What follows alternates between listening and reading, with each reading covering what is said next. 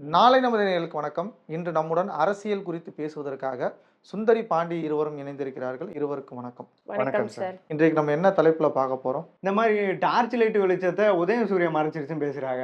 என்ன கணக்கு? நம்ம தமிழ்நாட்டுல ஒருத்தர் பேசுறதே யாருக்கும் புரியாது.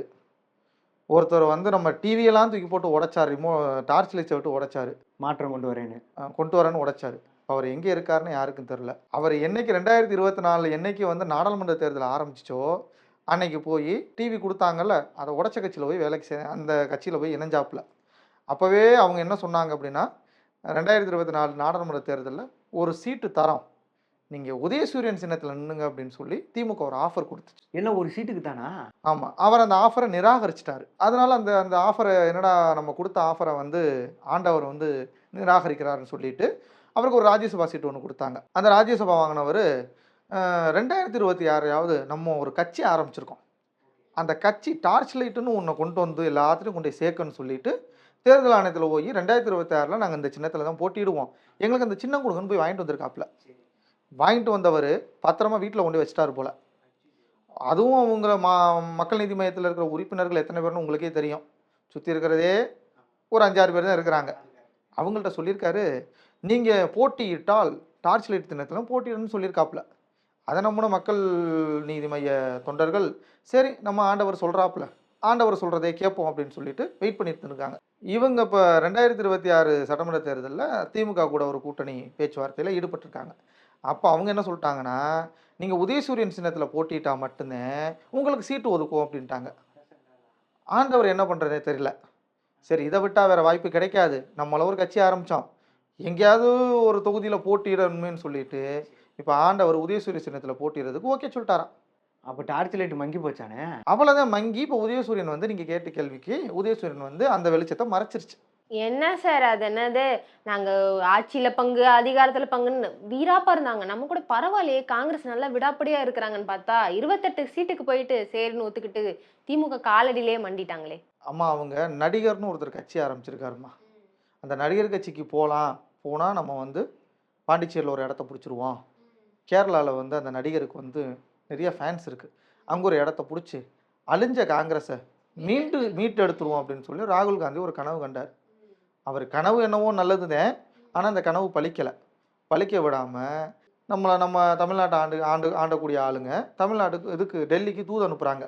இந்த மாதிரி இந்த கட்சி போயிடுச்சு அப்படின்னா நம்மளால் ஜெயிக்க முடியாது, வேறு வழி இல்லை, இதை விட்டுறக்கூடாது அப்படின்னு சொல்லிட்டு அங்கே தூதுக்கு ஆள் அனுப்புகிறாங்க. வேறு வழி இல்லாமல் சோனியா காந்தி அம்மையார் சொன்னனால அந்த கூட்டணி உறுதியாயிருச்சு. இந்த கூட்டணி உறுதியானதில் யார் யாருக்கு நற்பலன் பார்த்தீங்கன்னா, சிதம்பரம் ஒருத்தர் இருக்கார், அவருக்கு, செல்வப்பிரந்தைக்கு, இவங்க எல்லாத்துக்கும் நற்பலன். இப்போ இதை விட்டுட்டோம் அப்படின்னா காங்கிரஸ் கட்சி உண்மையிலே அந்த நடிகர் கட்சி கூட சேர்ந்து கொஞ்சம் பெருசாகிருன்னா அவங்க பயந்துட்டாங்க. அவங்களோட பயந்தேன் இப்போ இந்த 28 சீட்டுக்காக திருப்பி காங்கிரஸ் அடிமை சாசனம் எழுதிட்டாங்க போல், அடிமையாகவே இருப்போம் அப்படின்னு சொல்லிட்டு. அவங்க தான் இந்தியாவை சுதந்திரத்துக்காக காங்கிரஸ் கட்சி ஆரம்பித்து சுதந்திரத்தை பிடிக்கணும் அப்படின்னு நினச்சாங்க. இப்போ அவங்க நமக்கு சுதந்திரம்லாம் எதுவும் வேணாம், நம்ம கடைசி முடிக்கணும் ஒரு 5 வருஷத்துக்கு அடிமையாகவே இருந்துருவோன்னு சொல்லிட்டு நினைக்கிறாங்க போல். இருந்தாலும் ராகுல் காந்திக்கு ஒரு அதிருப்தி இருக்கிறதா ஒரு தகவல் இருக்குது. அவருக்கு தாவேக்கா கூட இணையம் தான் ஆசையா, நான் சோசியல் மீடியாவில் அதான் போயிட்டு இருக்கு.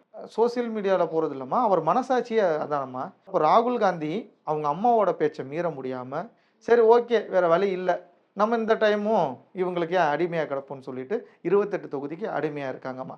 ஆனால் இதை வெற்றியாக நினச்சி காங்கிரஸ் நம்ம இதை பேசி முடிச்சிட்டோம், எதுக்கு வெறும் ஒரு 3 தொகுதிக்காக இதை வெற்றியாக கொண்டாடுறாங்க. இவங்க எத்தனை வருஷம் ஆனாலும் இவங்க அடிமைத்தனம் இங்கேருந்து விட்டு போகாதுமா. அதான் ஸ்டாலின் முடிச்சு விட்டான் அப்படின்ற மாதிரி பண்ணியிருக்காரா? ஸ்டாலின் முடிக்கலமா, அவர் பண்ணியிருந்தாரு, நீங்க வீடியோலாம் பார்க்கல அப்படின்னு. ஸ்டாலின் வெற்றியா முடிச்சுன்னு சொல்லமா, இதோட எங்க கூட்டணி முடிஞ்சுன்னு சொல்றாப்புல. அப்ப என்ன முடிச்சு விட்டோம் அப்படின்றாரா? முடிச்சு விட்டோன்னு சொல்றாப்புல. ஆனா இதெல்லாம் ராகுல் காந்தி பார்த்தாருன்னா உண்மையில சொல்றேன், ஏன்டா போய் திருப்பி உங்கள்ட்ட போனோம்னு சொல்லி ரொம்ப வருத்தப்படுவாங்க. ஏன்னா இதை இப்படி இவரெல்லாம் பண்றதை பார்க்கும்போது நம்ம பாக்குற நம்மளுக்கே ஒரு மாதிரி இருக்கு. மாணிக்கம் தாகூர் ஆகட்டும், இல்ல காங்கிரஸ்ல இருக்க தொண்டர்கள் ஆகட்டும், நிறைய திமுக காரங்களே இருக்கட்டும், மாத்தி ஒருத்தர் அட்டாக் பண்ணிட்டு இருந்தாங்க. இப்ப காங்கிரஸ்ல மறுபடியும் திமுக காலடியிலே போய் மடங்கிருச்சு. இப்போ எந்த மூஞ்ச வச்சுட்டு இப்ப எப்படி இருப்பாங்க என்னாலேயே நினைச்சு பார்க்க முடியல. இத்தனை திட்டிருக்கோம் ஸ்டாலினை, இப்ப மறுபடியும் திமுக கூட கூட்டணி போயிட்டாங்களே. அரசியல்ல நிரந்தர எதிரியும் இல்லை, நிரந்தர நிரந்தர நண்பன். நண்பனும் இல்லை. ம். இது வந்து அரசியல் இருக்கிறவங்க எல்லாரும் கத்துக்கக்கூடிய விஷயம். ம். அதிமுகல இருந்து திமுக திட்டின பன்னீர்செல்வம் இன்னைக்கு எங்க இருக்காரு? திமுகல இருக்காரு. திமுகல இருக்காரு. அது மாதிரி இன்னைக்கு திட்டுறது, இன்னைக்கு நம்ம முன்னாடி போகும்போது ஒரு வார்த்தை சொல்லுவாங்க, பின்னாடி வந்து சொல்றதுக்கு அப்புறம் ஒரு வார்த்தை சொல்லுவாங்க. ஆனா இது என்ன ஆகும்னா, காங்கிரஸ் வந்து மொத்தமா தமிழ்நாட்டுல இல்ல, எல்லா ஸ்டேட்லயும் அழிஞ்சுக்கிட்டு வருது.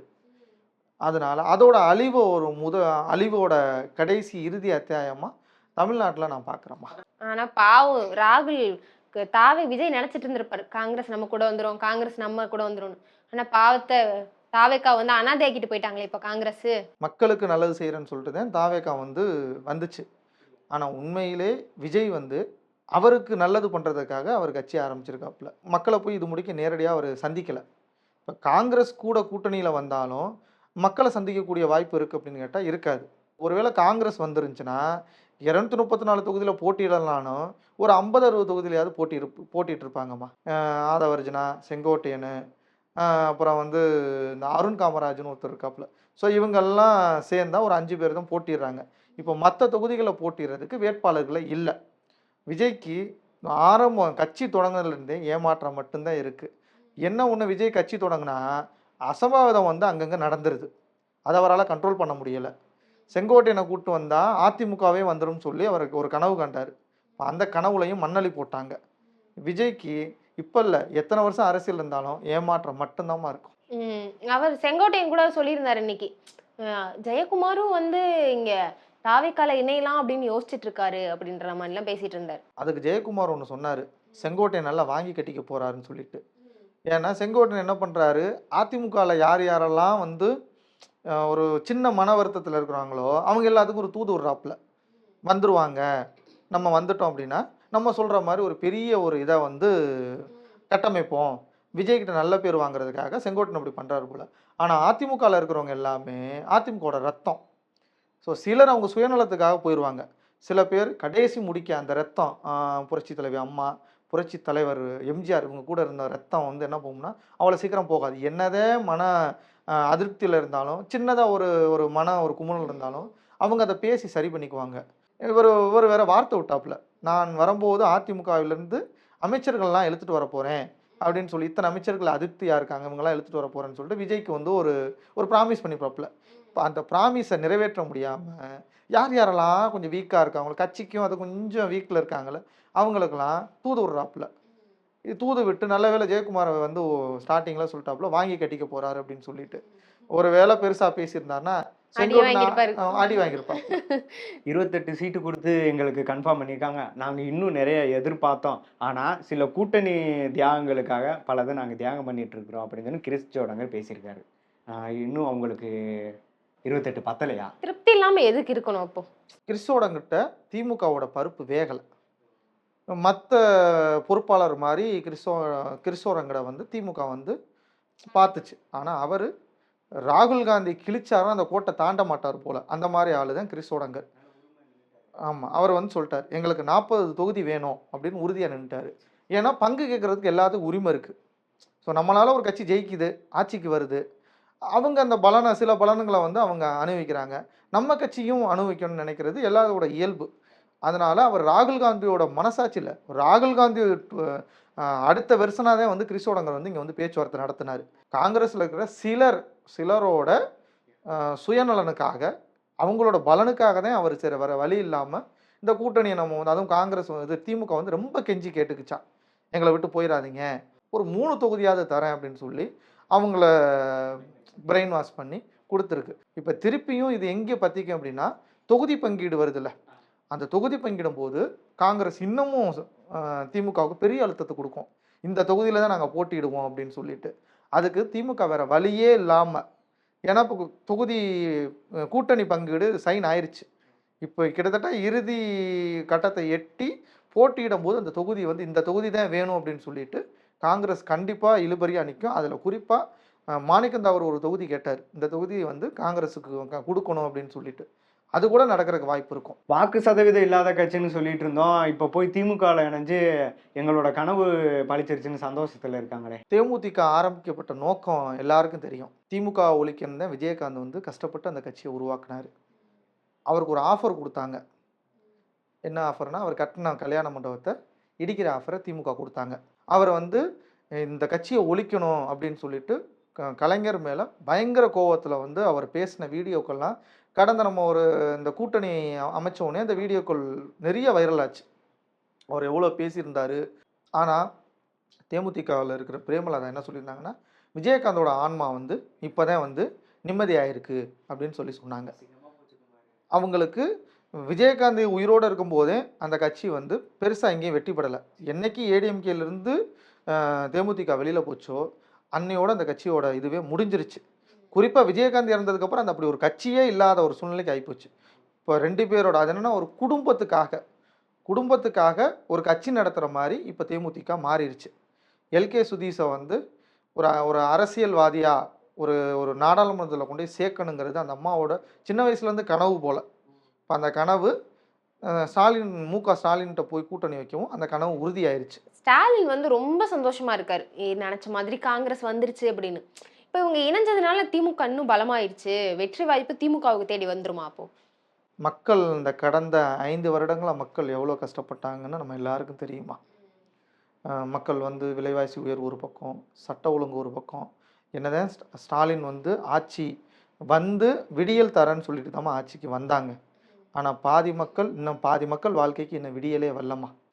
2 நாளைக்கு முன்னாடி ஒரு பெரிய அசம்பாவிதம் நடந்துச்சு நாங்குநேரியில். இன்னைக்கு அதே மாதிரி ஒரு சம்பவம், அதே 9 பேர் திருப்பி அன்னைக்கு சிவகங்கை மாவட்டம் இடைக்காட்டூர்னு ஒரு ஊரில் நடந்திருக்கியா? அதை கூட அதிமுக பொதுச் செயலாளர் கூட விமர்சனம் பண்ணியிருந்தாங்க. ஈரம் கூட காயலை, நாங்குநேரில் நடந்த அந்த ஈரம் கூட ஈரம் காயலை, திருப்பி இங்கே நடந்திருக்கு அப்படின்னு.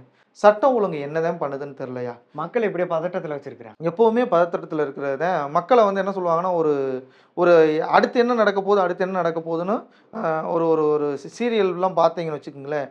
சீரியல் என்ன நடக்கும் அப்படின்னா, அடுத்து நாளைக்கு என்ன நடக்க போகுது, நாளை கழிச்சு என்ன நடக்க போகுதுன்னு ஒரு பதட்டத்திலே வச்சுருப்பாங்க. அதே மாதிரி இந்த ஆட்சியும் இப்படி தாயா வச்சுருக்கு.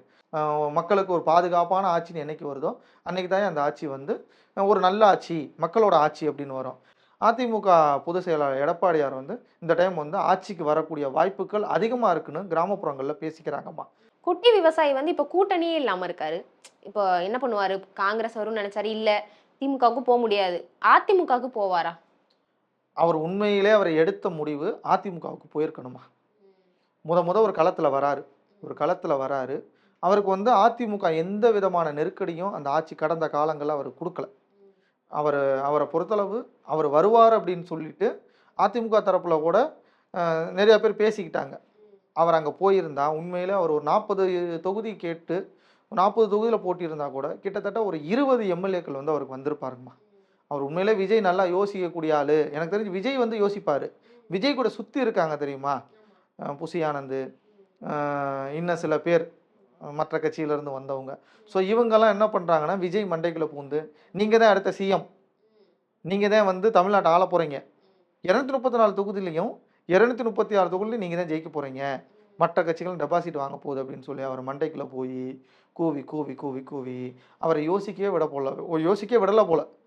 அவரை யோசிச்சிருந்தாருன்னா இந்நேரம் அவர் வந்து அதிமுக கூட்டணியில் இணைஞ்சா கண்டிப்பாக இந்த டைம் வந்து ஒரு 20 எம்எல்ஏக்கள் வந்து தாவேக தரப்பில் சட்டமன்றத்துக்கு போயிருப்பாங்க. படிப்படியாக அவர் அரசியலை கற்றுக்கிட்டு போயிருக்கலாம். அவர் சொன்னதில் என்ன தப்பு? அதிகப்படியான இளைஞர் இருக்காங்க, நிறைய தமிழ்நாட்டு இளைஞர்கள் ஃபுல்லாக எங்கள் பக்கம் தான் இருக்காங்கன்னு சொல்லி தாவேக கூட இருக்க தொண்டர்கள் செங்கோட்டையன்மே சொல்லியிருந்தாரு, எப்படியாச்சும் 10 தொகுதி வின் பண்ணி அதை வந்து நான் விஜயோட காலடியில் சமர்ப்பிப்பேன் அப்படிலாம் இன்ன வரைக்கும் தனிச்சிருக்கிறாங்களே. இப்போ செங்கோட்டையன் வந்து இவ்வளோ நாள் வந்து அதிமுகட்ட இருந்தார். அதிமுகவில் அவர் அந்த வார்த்தை விசுவாசமாக அந்த வார்த்தையே சொல்லலையே. நான் எம்ஜிஆரின் தீவிர ரசிகன், நான் வந்து எம்ஜிஆர் காலத்திலேருந்து ஆட்சியில் இருந்தேன்னாரு. இப்போ இந்த நடந்த எம்பி தேர்தல், போன முறை நடந்த சட்டமன்ற தேர்தல், இதிலெல்லாம் வந்து அவர் அந்த சொன்ன மாதிரி அந்த 10 தொகுதியை ஜெயிச்சு அதிமுக அவர் இபிஎஸ் காலடியில் சமர்ப்பிக்க வேணாம், அதிமுக சமர்ப்பிருக்கலாம்ல. அப்போ அந்த விசுவாசம் இல்லாமல் இருக்காரா? இப்போ ஒன்றும் இல்லை, உங்களை கேள்வியே கேட்கக்கூடாதுன்னு செங்கோட்டையன் நினைக்கிறாரா? ஒரு கட்சி தலைவர் உங்களை கேள்வி கேட்கலாம், நீங்கள் சொல்கிற கோரிக்கைகளை சில முரண்பாடுகள் இருக்கலாம் கேட்குறதுக்கு. உங்களுக்கு வந்து ராஜ மரியாதை தான் வந்து அதிமுகவில் கொடுத்து வச்சுருந்தாங்க. உங்களுக்கு போகிற எல்லா இடத்துலையும் உங்களுக்கு ராஜ மரியாதை. இப்போ நீங்கள் வந்து விஜய்கிட்ட போயிட்டீங்க, நீங்கள் இப்போ எந்த இடத்துல இருக்கீங்கன்னு செங்கோட்டையன் வந்து உணர்ந்து பார்க்கணும்.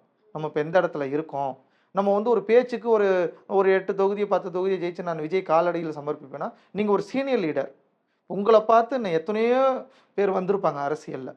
இப்போ அவங்களுக்குலாம் நீங்கள் ஒரு முன்மாதிரியாக இருக்கிறத விட்டுட்டு இந்த மாதிரி வந்து பேசி விஜய்கிட்ட விஜய்க்கு பேசுகிற மாதிரி பிடிச்சா விஜய் நம்ம பக்கத்தில் வச்சுருக்கோன்னு நினைக்கிறேன்லாம் தப்பான விஷயமா. பல்வேறு அரசியல் தகவலுடன் அடுத்த ஒரு நிகழ்ச்சியில் சந்திக்கும் வரை இருவருக்கும் நன்றி.